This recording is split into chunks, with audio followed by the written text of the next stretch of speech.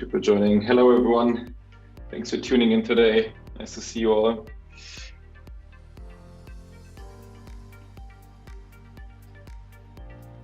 Great to have you, and we'll be starting shortly.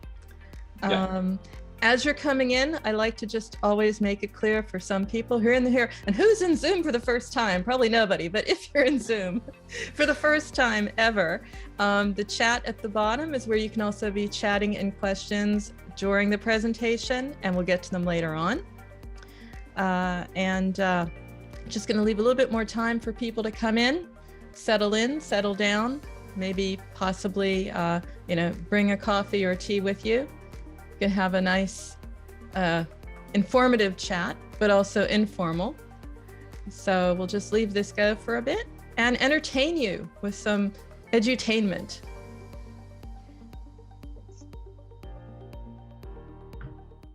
So it's 3 minutes past. Let's start the show. Welcome everyone. Thanks a lot for tuning in for the Berlin Mobile Marketing and Growth Meetup today. It has been a very long time since we had the last meetup. I think, for everybody that has not been living under a stone for the last year, you know why.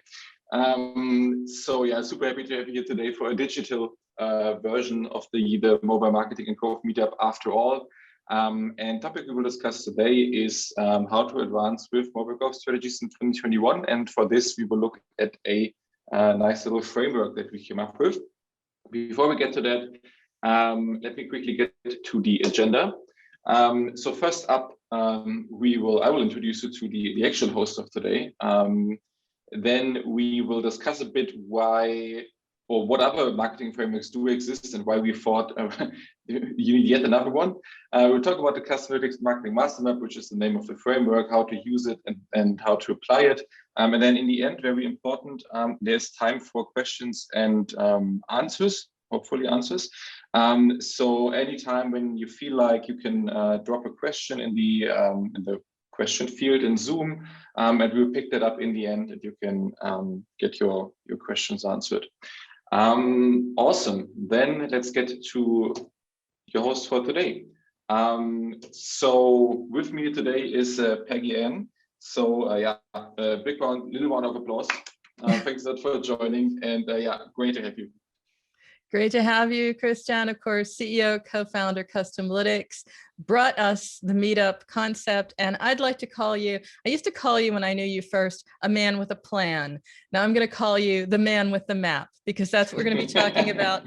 That's what you're going to be known for. And I am really excited to hear about this. So why don't you bring us in? But, you mentioned, interestingly enough, when we were starting in here, we had that slide going round and round, right?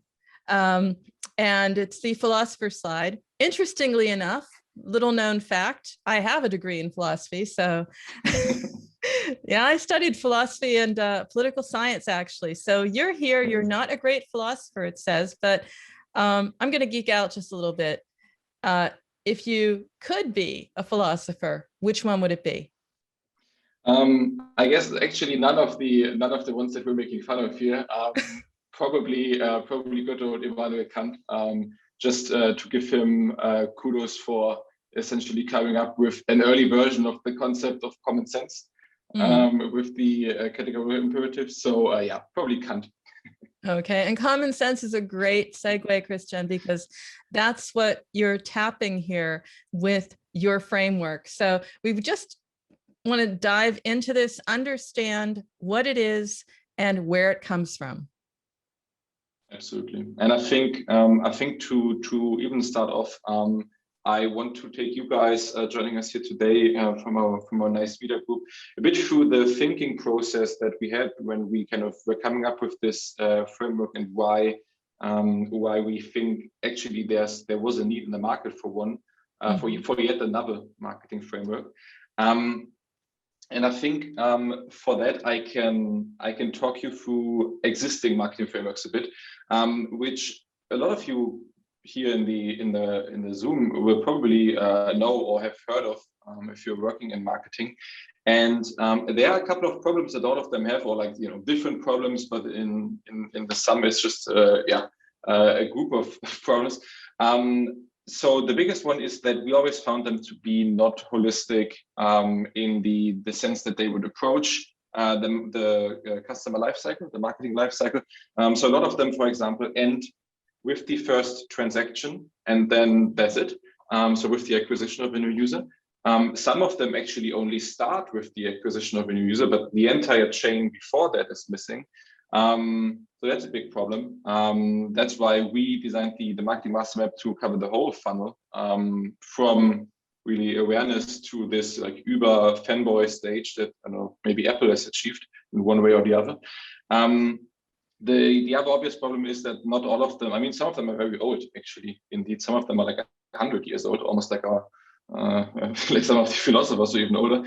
So not all of them are, let's say, still a good fit for modern age digital or even mobile marketing.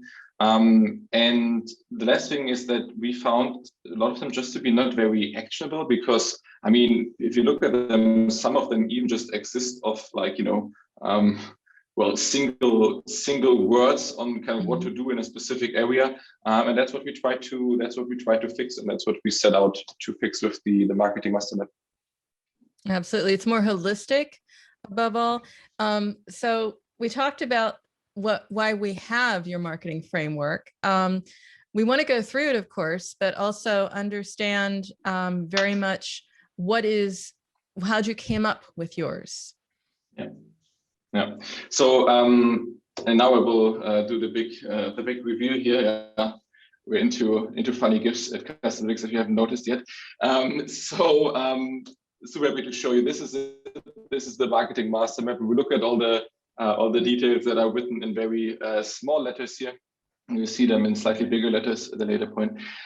So the way that we came up with this is that we saw and used all of the marketing frameworks that are around in this space in our client work, and Customlytics is, well, as most of you know, we do consulting and like project-based work around mobile marketing. So we've really tried to use the marketing frameworks that are in the market and kind of essentially we have tried to validate them in client projects to see how they work out. And we've learned, well, none of them really works out for us. And then we did what, you know, this is how a lot of startup founder stories start. Then we did our own, because we figured out that there's actually none in the market that we really think is suitable. So we created the Marketing Master Map, which is, well, first of all, it's holistic. So it's essentially, it has all the steps in the marketing lifecycle of a user. It's clear. Essentially, we have tried to map different aspects of marketing to the different steps in the marketing lifecycle.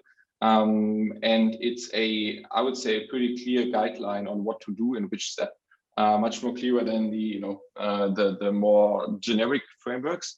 And it's applicable. In the end, it tells you what you should be focusing on, what you should be looking at in the different stages of the customer lifecycle. And that leads us to the last point, which I didn't even mention, on why the other marketing frameworks kind of fall short, is that it's actually user-centric.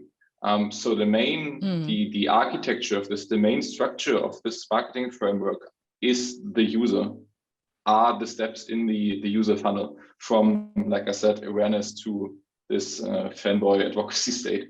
And I think that's, if you look at companies that succeed in the space, and I'm not just thinking of the famous quote from Jeff Bezos here, that you have to be customer obsessed, but I think this is what companies have in common that kind of succeed, is that they are customer centric, and that's what we try to replicate with this framework, which very much is a result of our day-to-day client work in the mobile space, essentially.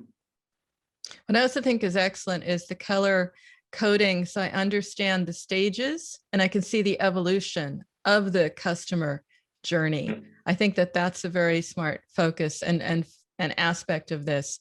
And we want to get into this a lot deeper.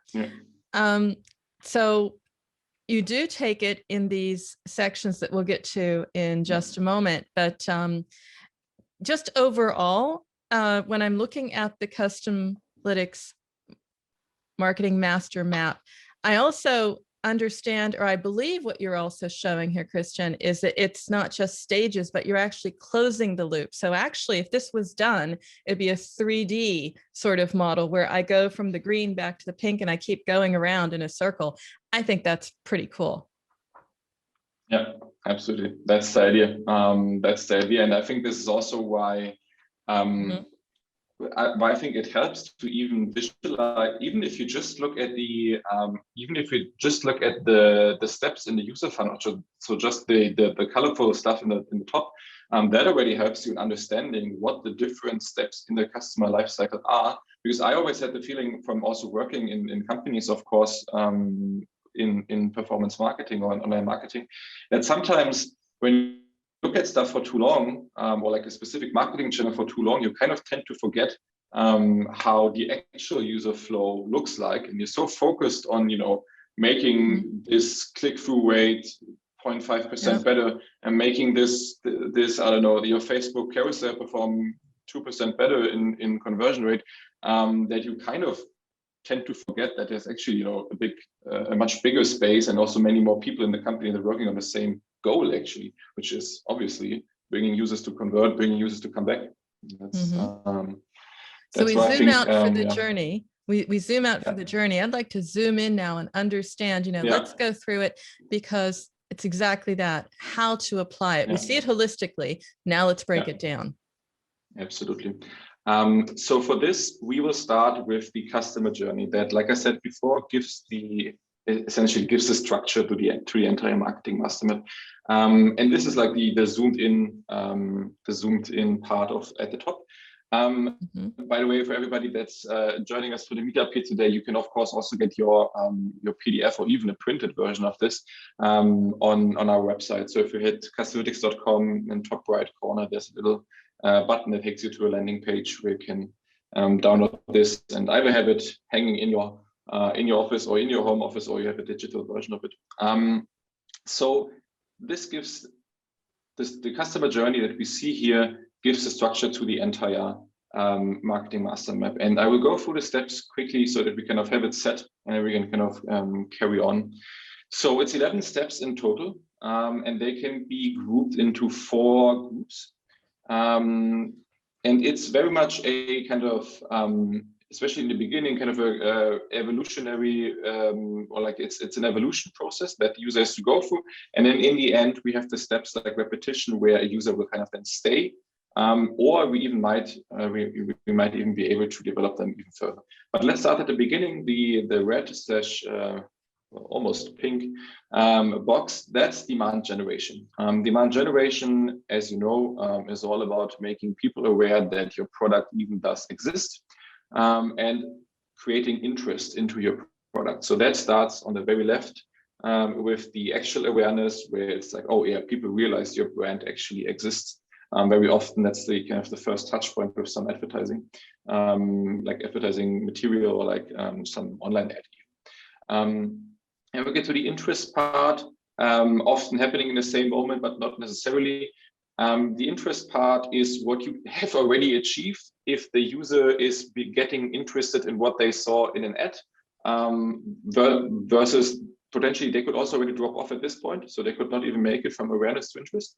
But if you're doing a good job and the ad is interesting, or the product that is promoted is interesting, users will get to the interest stage where they are like, oh yeah, okay, I'm interested in this type of service or this specific product. I want to learn more about it. That leads on to the consideration phase. Like I said before, again, those 3 steps in the demand generation very often happen in the very same moment. So it's like user sees an ad and is kind of going through those 3 steps in a matter of seconds. Anyway, consideration is the last step in this demand generation part. And there it's already the user trying to understand what the product could do for them, and they could already imagine buying this specific product or a product of this kind. So this is the point when you work with like this whole like non-factual based marketing with like, pretty people on the beach and they're using a product, and if you're suggesting that if the user buys the product, then they could be just like the people on the beach. This is kind of the this is the stage. After that, we move on to the conversion generation box. That's the blue one. Consists of 4 steps. Everything that happens in here is converting a user from just knowing that you exist and considering the product to actually making the first transaction. So the first transaction, so to say, is this the last blue box in the conversion generation department. Before that, the first one is actually evaluation. That's something that not all customers will do. It also depends heavily on the kind of product. But if you have a product that has some kind of competition in the market, and you have a user that actually is into comparing different products, then they will run this evaluation, where they will actually go there and, I don't know, I think cars is a good example. Everybody knows that there's not just one car manufacturer in the world. So evaluation is a typical thing that happens for a purchase like a car, where a user would go there and try to understand, oh, what are the differences between the products? Which one's better? Which one is cheaper? Do I like the, I don't know, the set of colors that I can get? So this is the evaluation phase. After that, we have the intent. With the intent, as the name implies, the intent of the user to actually buy either this exact product that he saw or a product of this kind is already growing to the point where they are like, oh yeah, I think I will actually want to buy this. But they would still be prone to competitors of yours sneaking in there, or like them learning that there's a competitor that might be better. So they're kind of sliding away from the initial brand they saw, but they are interested in this kind of product or service, and they have an intent to buy. Leading on to the decision phase, which is really this very last point, strong commitment. They are at the point where they're making a decision to buy the product or to not buy the product. If they buy the product, then that leads into the first action, which is, I think, self-explanatory. This is the first transaction. And the end of the blue box is where, like I said before, a lot of marketing frameworks end, but actually there's much more to come after this. Namely, there's the orange box, which is relationship management. Here it's all about upselling, monetizing, and increasing the activity and loyalty of a user. The first thing that you want is repetition. So it's like repeated purchases of the same product or of the same kind of product. In this step, a user would still be prone to also maybe looking at competitor products, knowing that he or she wants to have this kind of product, but not necessarily just from your brand. But he or she is making repeated purchases or is keeping the subscription if it's a subscription-based model. And that leads up to the loyalty phase, which is kind of similar to the repetition phase. The only difference being that at this point, a user would already be at the point where he or she would only buy your product. So not actively considering any more other products from the same kind of vertical. And that, in fact, leads us on to the very last box, which is the propagation box. And the propagation box, I think we came up with this and we ran a lot of cycles internally to validate it also in client projects. This is always what I call the stage where user is making repeated purchases and is loyal to the brand and then also starts talking about it. And that department has 2 kind of separate stages that the user can be in.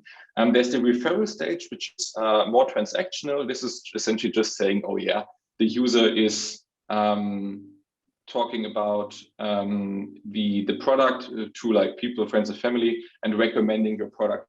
Very often, hence the name, very often this is part of a referral program that we see in companies. So there's an external incentive to refer the product or service. And then that's the final ultimate state that a user can possibly have is the advocacy, so the very last box. And advocacy is referral, but you don't even have to give the user an incentive anymore. So this is really this like, almost like a fanboy state. We will talk about what strategies you can employ to kind of get there, but it's like very hard to achieve. You have to have a very strong brand. You also have to have a very good product. It's impossible to achieve if the product is not good. It's like very few companies in the world have kind of gotten to this point where maybe Apple is one of the shining examples, and there are a few others. But yeah, this is really like the ultimate state of a user. And speaking of ultimate, what you have here is not just the journey here, but I'd like you to just explain a little bit about this very interesting white and black line, because that's telling me a lot. It's saying that when I hit a certain point, the effort to get the customer to the next stage decreases proportionally. So if I'm doing my work at the top of the funnel, or at the beginning of the journey, it reduces. I think that's a fascinating point. I'd love you to clarify that.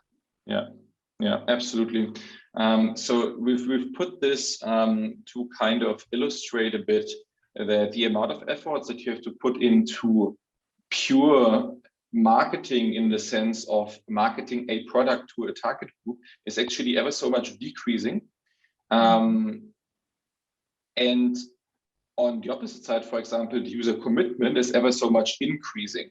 And that's, I think, that's interesting. That's interesting mechanics there, because also maybe you would now be asking yourself like, oh yeah, but I still have to work a lot to make a user loyal, or to get the user to the advocacy state.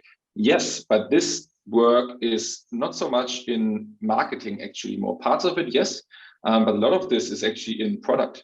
So the product has to be great, the user experience has to be great, not so much on marketing.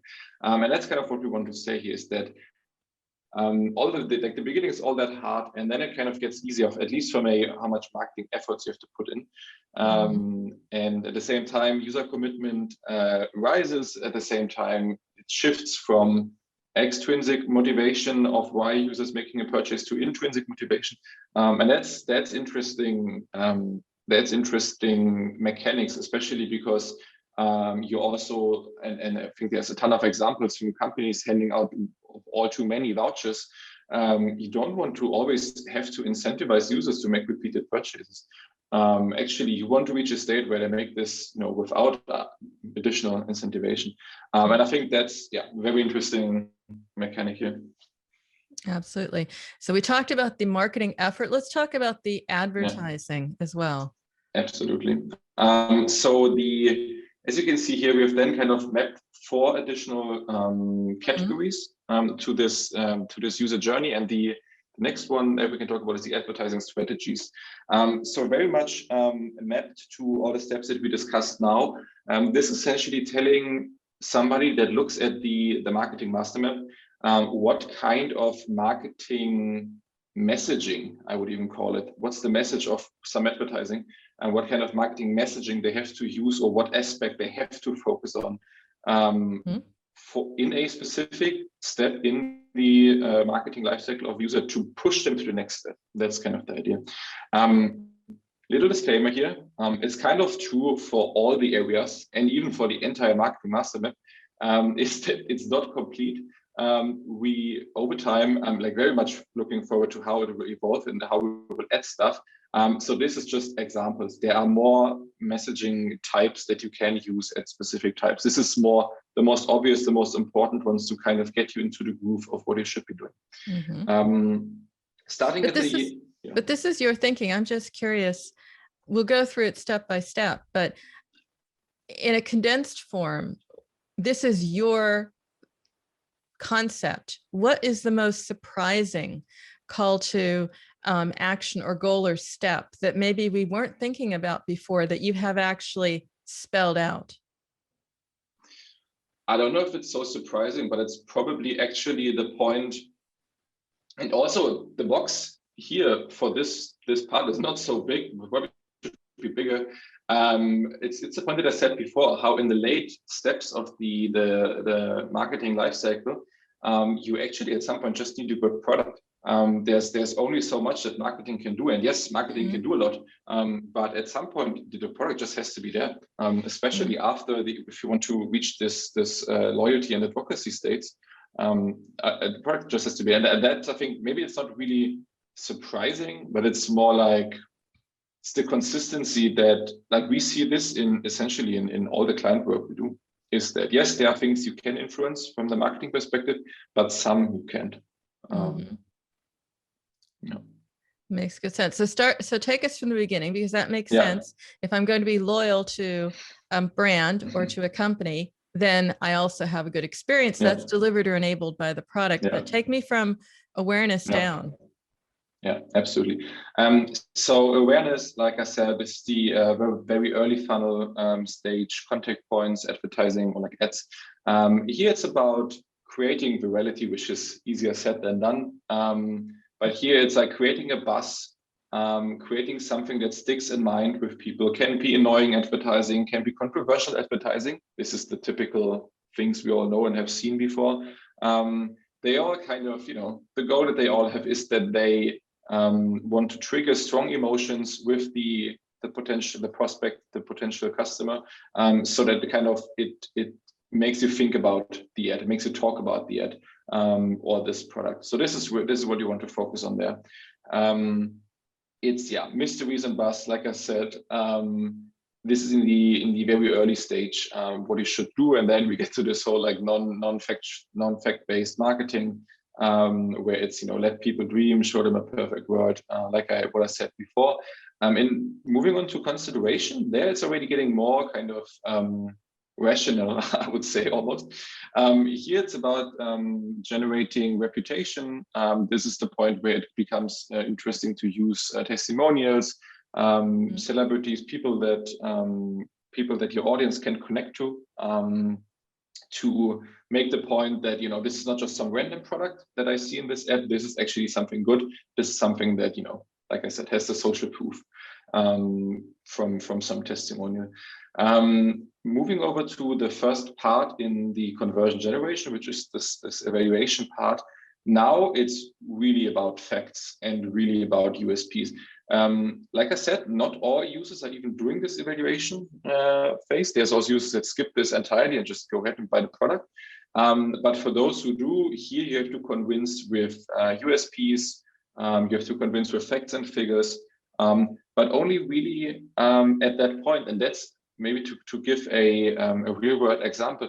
What I see a lot is that for ads that are typically seen by people that have never heard anything about the brand before, so way here in the front, is that they use ads that already talk about the USPs at a point where users are just bored by this. They don't like, USPs is nice, but they don't even know that they need a new cellular contract. They don't even know that they need, I don't know, whatever. So this is a common error that I see, is kind of talking about this too early, or in some cases, it's not even something that you have to talk about at all. But if you do, then it has to be in this evaluation phase. Then we get to the intent. Here it's more, that only applies for some products. But if you can, this is the point where you can personalize your advertising very much to the customer. So this is like your average, well, as long as it's still possible, your average, I don't know, Facebook ad that you personalize towards, I don't know, if I'm selling gaming hardware, then this is the point where I'm like, really personalizing it to this target group, targeting them, and creating the ads in a way that they feel like, oh, like this is, this is a company that really understands my needs. This is what you want to do in this intent phase. Leading on to the decision, which can either be based on just belief of the prospect that the product is good, or it can also be triggered by certain things that you can do. I think creating the fear of missing out is one of the more popular ones. This is like, we all know it in the form of artificially limiting the demand of a given product. Classic example of this, Apple was big at this at some point with their iPhones, and of course they couldn't produce more. Right. Also big surprise that they are selling a lot of them. So this is what you can do in the decision phase, and in the action phase. It's just you need a clear call to action to kind of either get the app or sign up for a certain product. That's kind of the point there. When we get to the relationship management part, so the orange box, what you want to focus on is, of course, depending on the business model, it's either just keeping the user subscribed if it's some kind of subscription model, but even there, you might have some upselling opportunities. You might have some, higher up the line products that you want to promote. This is what to focus on there. If it's a product that has to be purchased over and over again, then it's the repeated purchase, repeated sell.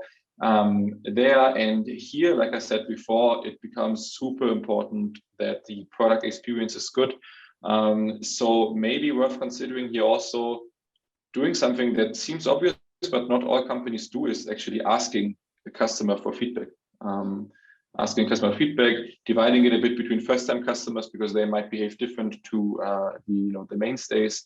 But that's what we want to do there. And then we get to the loyalty, which is, I think, pretty much self-explanatory. Here it's like, loyalty programs, we all know them. Trying to get a user to a point where he or she is only purchasing from you, not from other competitors, if that was a thing before. And I think referral is also pretty easy to explain.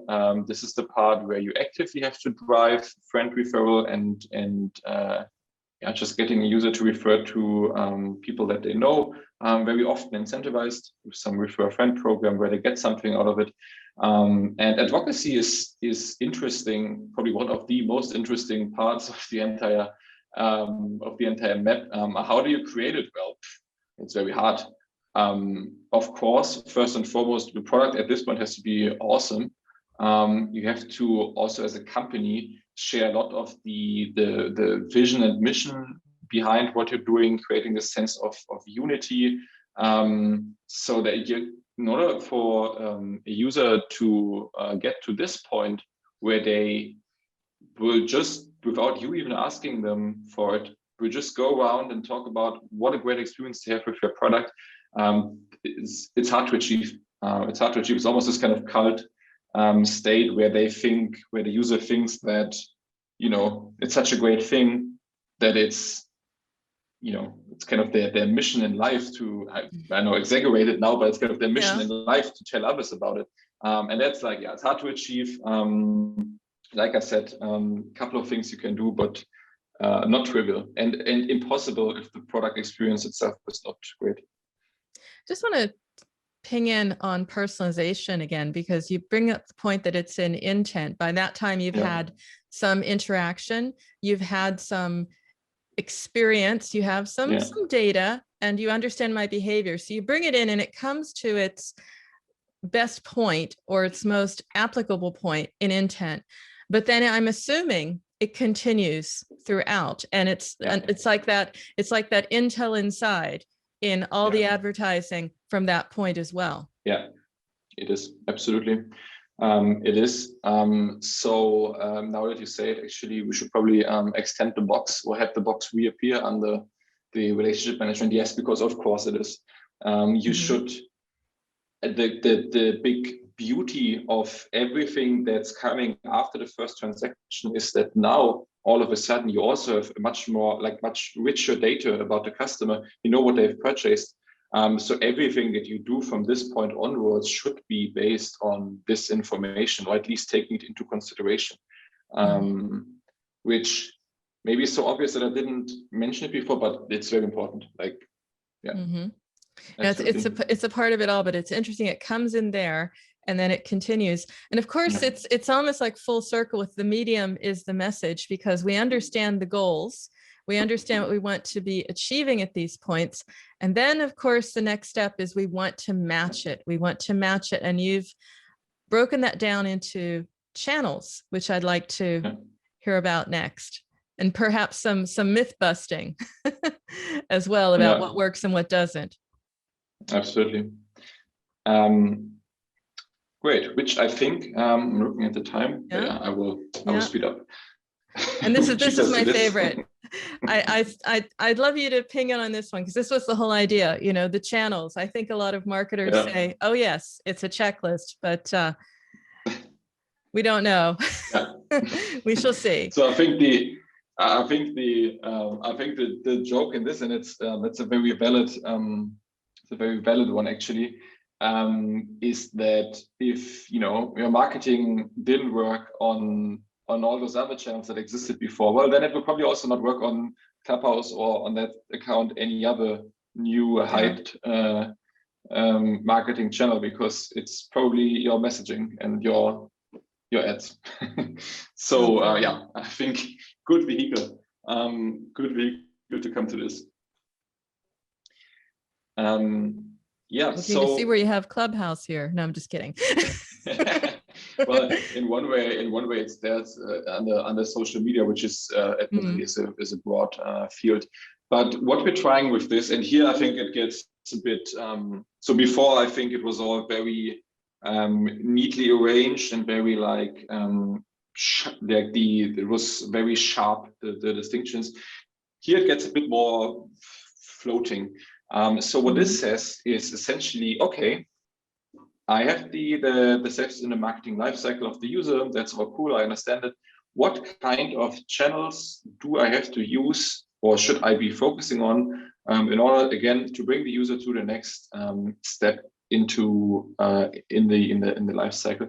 And what this cannot even account for, because it has to follow the same visualization like the other chapters, is that some of these are more important than others. Some of these are really like hygiene factors that you shouldn't, like app store optimization, for example, what is kind of a big bar in here. Like you shouldn't, like, that's very important. If that's terrible and you scare people off in your app store appearance, well, you will have a very hard time converting anybody into even making the first purchase. So this cannot really even account for that, but it can give you an idea of what you should be maybe focusing on, or at least be considering for a channel to kind of use for marketing in the specific steps.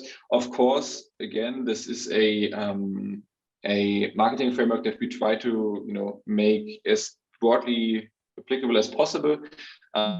So this should give you a hint, but if you have already learned that out of home is not working for you, then of course, that's cool. And that's also the basis of everything you should do, should be testing.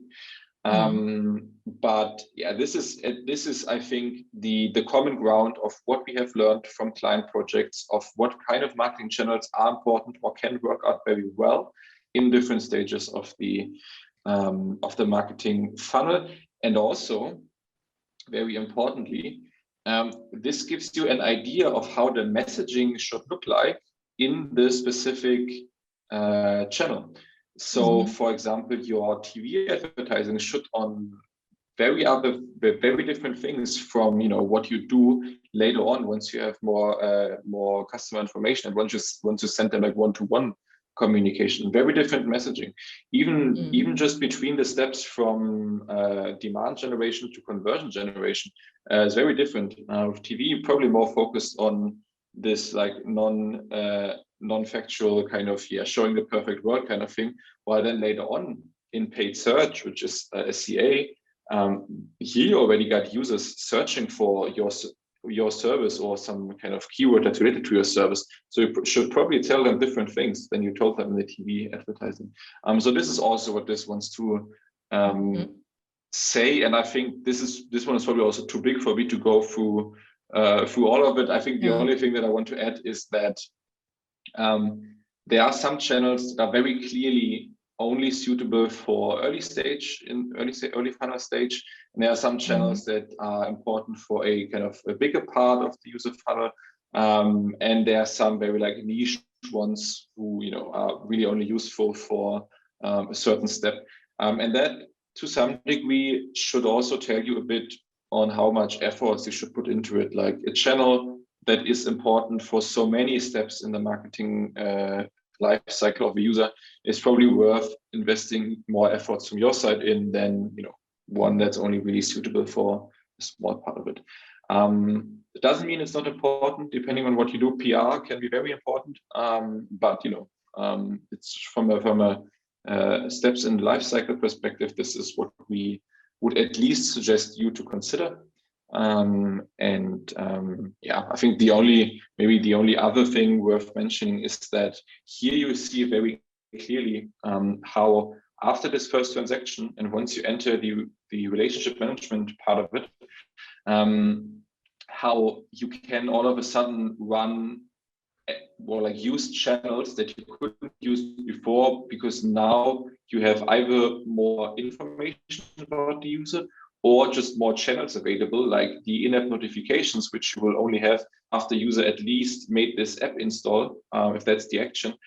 So you will only have that available afterwards, and all of the other channels are much more useful by this time because you have more information about the user. Like I said, at this point, we will probably know what they have purchased already, and this can educate, way other campaigns like in the early stages. Yeah, you can customize your campaigns. You have personalization. Yeah. And of course, you understand the channels, and we talked about that. Is there a channel that, I mean, they're all very important, and we said there are some at the beginning, some at the end, but in that mix, because this is a time where budgets are going to be stretched, and people are also asking me even, what channel can we drop? And it's interesting because there are quite a few that you cannot. You think you would, but there are a few. What would your pick be? So I think the answer to that is actually quite simple. Maybe it is because this is actually a question that we get from clients. So if you're tight on budget, then the answer is always first do the things that don't even cost any money, or that cost some one-off investment for you hiring somebody doing it, or you hiring somebody internally doing it, but then there's no ongoing costs. Prime example of this is app store optimization.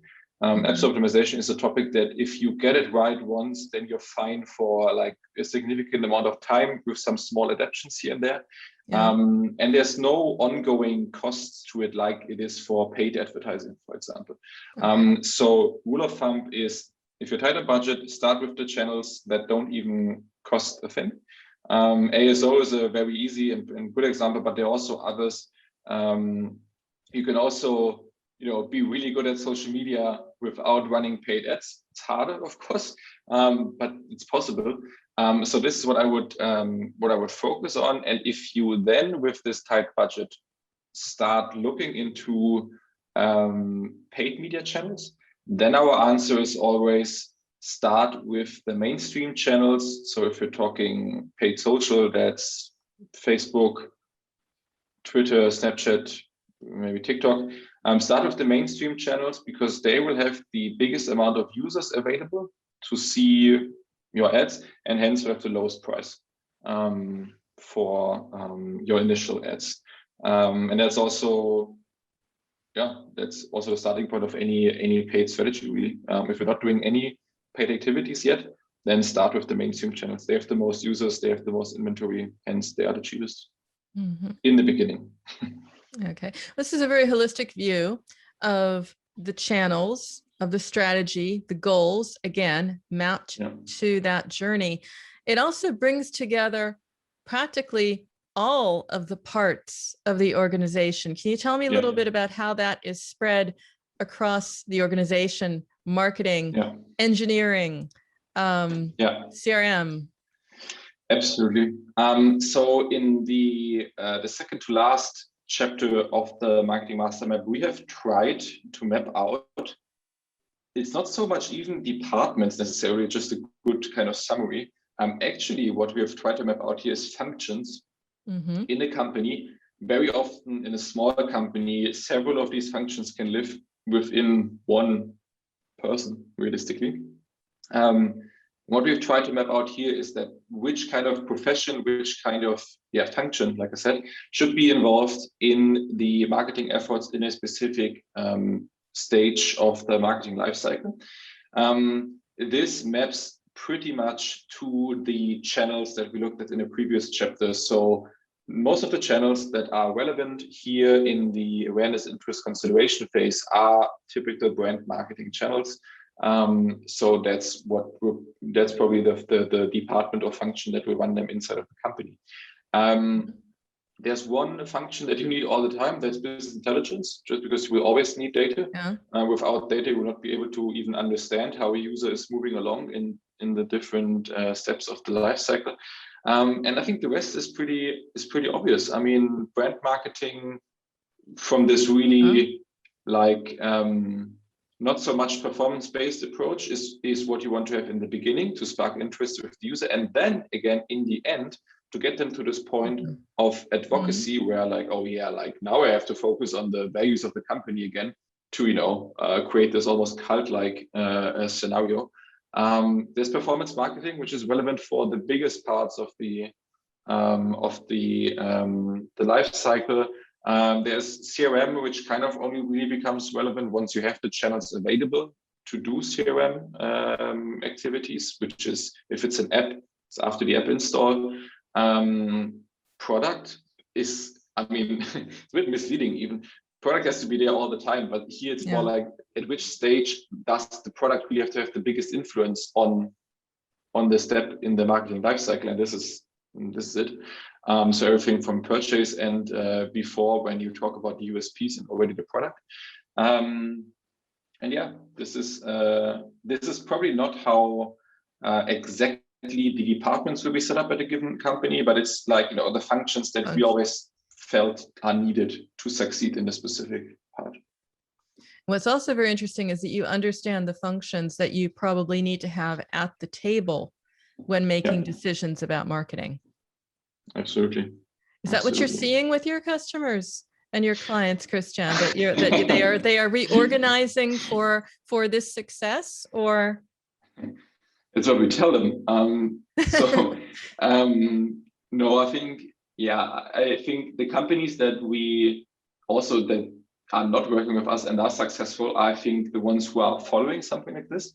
I think the sad reality is a bit that in actual companies in the real world, the distribution of which department does what is very often not dictated by how it would be useful, which is probably this, but it's more dictated by what is the most powerful, what is the most, the biggest sometimes even just, or what's the most powerful department. Good example is, again, App Store optimization. I mean, we've used it before as an example, why not use it again? App Store optimization, where does it live in the organization? Is it a marketing topic? So is it like in the performance marketing team or in the general marketing team? Is it a product topic? If the product team is strong, then it's almost always a product only topic. But product people are also typically not the greatest at marketing. So this is like, this is the struggle. This is the struggle. And that's why I think the more integrated the teams are, the better it is. And that's, I think, why it's very often a successful strategy for a startup in the beginning to have one person that has like 5 functions listed here, or like a couple of functions listed here, is because then, well, decision lines are very short and there's no fighting over who's doing the App Store screenshots. So yeah, I can back up this whole idea of having this very generalist first app marketing person in a company is definitely, yeah.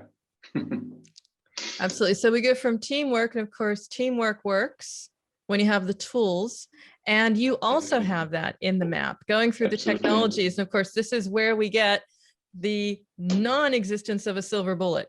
There is not one. Yeah, there we go again. This is the technologies department. So this is the part where we try to explain a bit what kind of technologies you need in the different steps of the marketing lifecycle. Here, even more prominent than before, there are some and this doesn't mean that you need all of them. It's again more this idea of, hey, should consider this or that for the specific part of the chain. Here, the message is more that if you choose to employ any of these, then a lot of them have to be present for the entire chain of the marketing lifecycle. So again, data warehousing, data visualization, you kind of need from the beginning, not necessarily data warehousing, but visualization, of course. It can live in some kind of tool in the beginning. It doesn't have to be self-built, but you need the data to understand what users are even doing. Same goes for a customer data platform. If you choose to employ one, attribution tracking is a good example. You need that from the point where you are running ads that could potentially lead the user to make an install. Well, that happens from the very first awareness kind of part. And I think, yeah, then some of them are mapped to when to use this kind of channel. I think ASO tool is a good example. You need that when you do ASO or when you focus a lot on ASO. Yeah, this is a bit a guideline or like a help to understand when in the channel, when in the funnel do I need which kind of technology. this is not even talking about how to connect them. We have other nice flowcharts about how to connect them. This is already complicated. But yeah, again, more on the draw some inspiration from it, understand when you will probably need what, and see it more as a, hey, this is the things to consider, than, hey, this is the things you must have, because, well, definitely no startup will have it. Bigger companies at some point might actually have a setup that's pretty complete and pretty much like shown here, but definitely not the average startup. And also, it does make sense for them to have it from the beginning, because setting something up like this is complicated, needs a lot of manpower, and resources, and hence money. Mm-hmm. Thinking of this and looking at it, we have gone through the entire journey. We've gone through all the segments. Now we're going to be holistic, Christian, and we put them back together and we say, I get this completely. And we've talked about how to apply the different parts, but if you look at it, we say, how do I apply it? And how do mobile marketers really benefit from applying this? Absolutely. So I think, I mean, we are marketing people, so I could go on for another hour talking about why it's great. But I think the two or three, even the three main points that we think that this is generally going to have an impact, or how it's going to be used to make an impact, is that number one, it's the first really, in the digital space, first really holistic marketing framework, or even blueprint, to kind of understand how marketing should be set up. You can use it in any stage of the user life cycle. It doesn't end somewhere where it's kind of not supposed to be over. So it really helps you with all the spots. I think number two, it helps you identifying blind spots or areas where you are kind of missing out, didn't think about before. I think for this is probably the greatest reason why I think it's a great framework. I would have, in the time when I started in mobile marketing, which was in 2013 or so at Delivery Hero, I would have 100%. I would have wished to have this thing on my wall in the office. That would have probably speeded up my learning process in the field by a lot of time. Because I was when I was starting off, I was looking exactly for this. I was reading all the articles and I was trying to, I got the puzzle pieces, but it was impossible in the beginning to kind of put them together and understand. And also kind of when you are, by that time, tool vendors had already understood that Delivery Hero, is a growing business and has some money. So if you're sitting in those sales calls all day, every tool vendor will come in and tell you how their solution is going to be the fix for all your problems. And it's very hard. It's very hard to understand, what problems can actually be fixed by a CRM tool or by an attribution tracking tool, and which cannot. I would definitely have wished for something like this that helps me kind of understanding how to put the piece together and also to understand blind spots. And I think that leads on to the last part here, really, which is the validation part. A lot of all the people that we speak to, I think, have to some degree, of course they have to some degree already made up their mind about what they want to do and how they think they should be approaching mobile marketing or digital marketing on that account. But validating this strategy with something like the Marketing Master Map is, I think, incredibly useful and helps you really improving your marketing game. Speaking of the blind spots and working with your clients, what do you think are the common blind spots now? Maybe even that marketers themselves don't realize. Sometimes it's indeed the kind of the one channel that somebody hasn't been using before, and that would probably be a good idea to use, especially because the paid channels evolve so quickly. TikTok and even Clubhouse, but there's always new channels coming up, because the advertising is always where the attention of the user is, and that's changing over time. Facebook user just going down, in exchange, TikTok use just going up, for example. And I think this is an important part. And if I would have to name a second one where I think people are missing out on, it's the data foundation. In a lot of cases, we talk to, and sometimes it's the fault of the organization or how the structure of the company is in the department.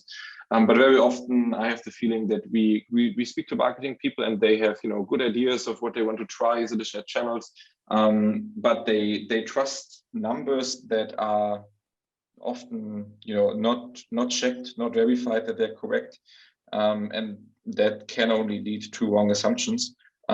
So yeah, stressing the point of how data integrity and checking that your data is correct can only be that's the only thing that can really help you making educated decisions in marketing.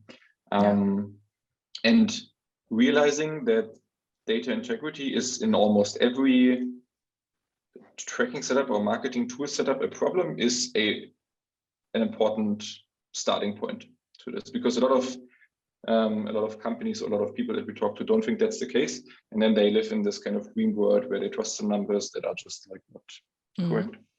Yeah, we need a single source of truth. And speaking of truth, we're going to be telling it because we have Q&A coming up. I'm very conscious of the time, and I've seen some questions coming in there. Of course, I want to urge everyone to use the Q&A function in Zoom or chat it in. We'll look at them as well. I think you have some, Christian, in your dashboard. Did you want to start off? Let me actually see. But yeah, using Zoom is yet another. I have a couple in the meantime if you want me to start off. Yeah, please start. Okay, so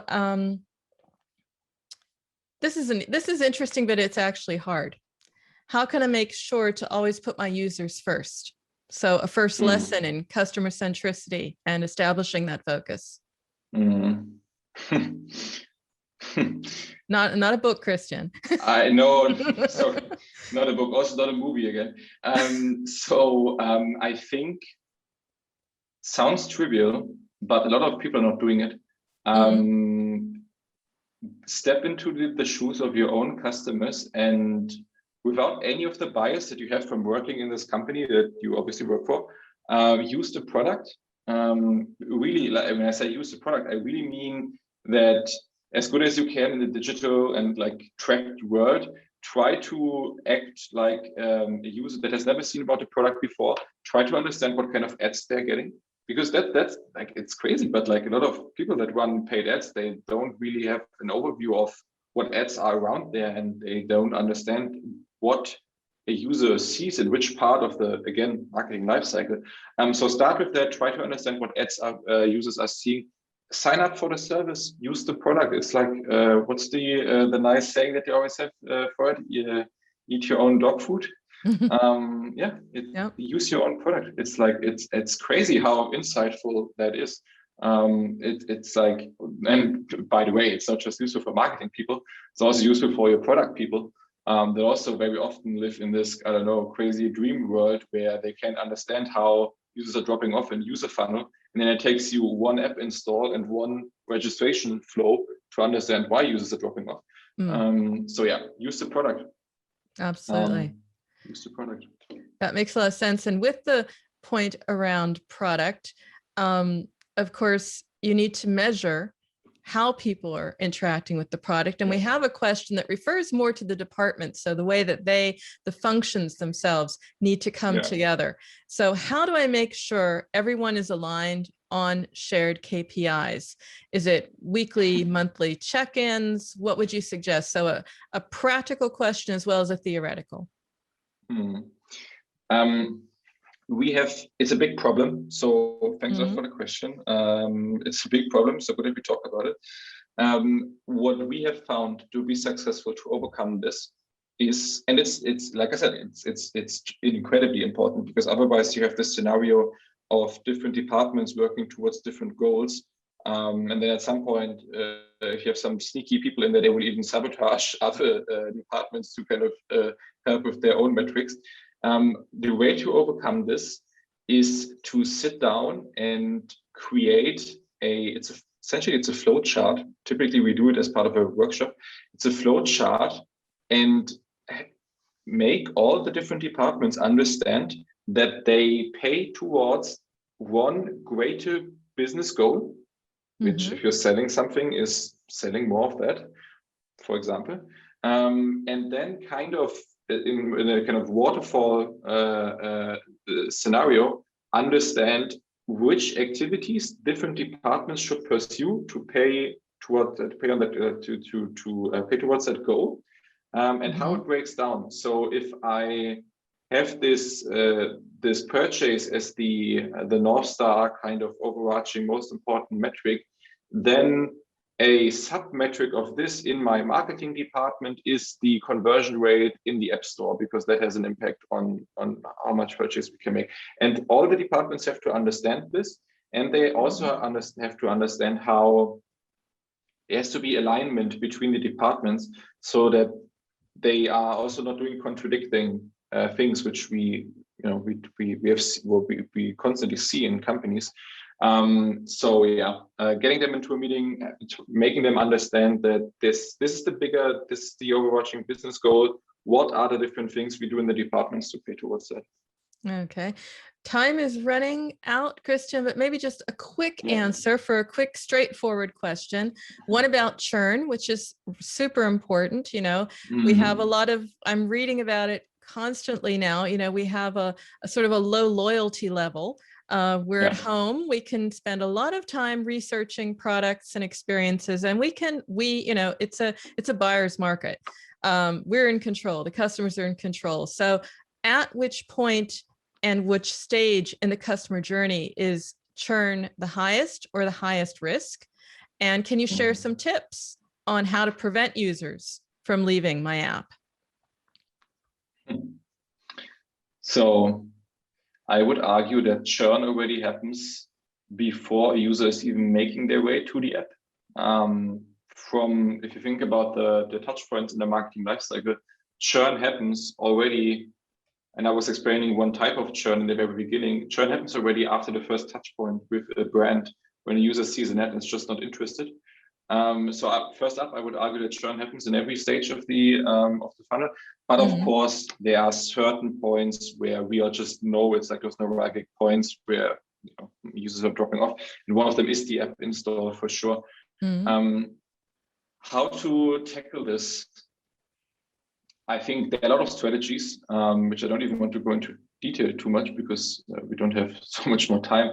I think from a macro level, churn only really happens when a user is reaching a point in the user funnel where his or her expectations are not met with whatever he or she sees in the product anymore. And this is the points you have to find.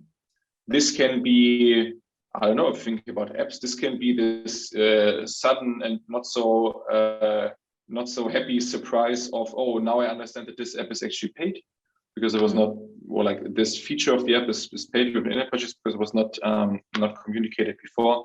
It's aligning customer expectations with the steps in your product, but also in your marketing. That's the generic answer to how to fix churn. Then of course there are a lot of sub strategies and all the different steps, but this is how I would put it. Makes a lot of sense that I've heard that many times and spoken with app marketers, that they say we need to be bolder and braver about when we say, for example, something's going to cost something. We need to be upfront about it. If we have a subscription app or subscription model of the app, we need to spell that out, and it has to be done early in the journey. And speaking of the journey, ours has come to the end for a moment, at least this time. Christian, plenty more to come.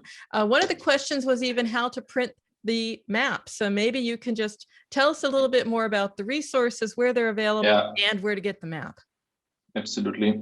So like I said, you can just hit up our website. There's a dedicated landing page, which is customlytics.com/marketing-master-map. It's also, if you land on the homepage, it's a big button at the top right corner. There are videos where I explain in greater detail than today what the different categories of the marketing map are about. You can get a free copy, like I said. either digital or even printed. So we will ship it out to you. It's highly recommended. I think it's really good to put into, like I said, either your home office or like physical office when that's a thing again. There are blog articles already out explaining more about the why and how and what the marketing map is all about. That's on our blog, and there's also more articles coming up for that. And then the last thing really is our newsletter, which you can also sign up through on the website, which will provide you with information not just about the Marketing Master Map, but also our general updates on, well, mobile, the industry, the state. Is Apple going to postpone the IDFA change yet again? Let's see. So yeah, all of this you will find in the newsletter, so make sure you also sign up for that. As we're supposed to have a stay of execution, I won't call it that, but I just did. So we shall see lots of resources all over at Customlytics.com. It's been a delight, Christian. We will continue the conversation because, shameless plug, you'll be showing up on my podcast soon over at Mobile Presence, and many other opportunities to come. Thanks everyone for joining. And this has been recorded. So of course, look for segments of the video, look for more around the video, and look for more learning resources over at Customlytics. Thank you, Christian, for being my guest. Thanks a lot, Peggy, for having us. And thanks for tuning in, everybody, for the meetup today. See you soon, stay safe, and we'll meet in person again someday. Absolutely. Beers on me. Bye-bye. Bye.